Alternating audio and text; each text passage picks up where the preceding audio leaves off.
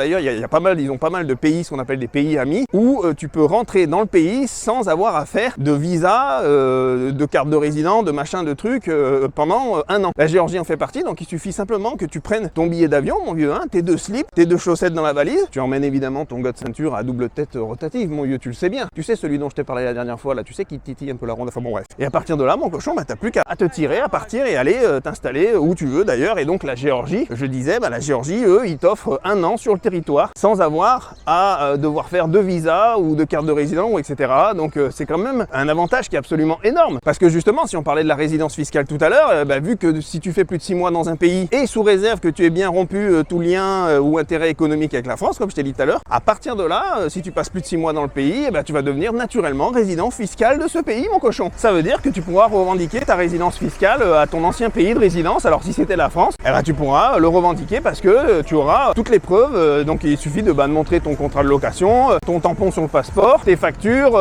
les comptes en banque que tu as créés en Géorgie, voilà. Et puis par exemple, s'ils veulent des relevés, tu pourras montrer que tu consommes en Géorgie, etc. et que tu l'as fait pendant plus de 6 mois de l'année. Donc voilà, mon cochon. Et c'est pour ça que je vous disais que la Géorgie était intéressante, parce que la Géorgie, c'est un des seuls pays au monde, je crois qu'il n'y en a pas d'autres.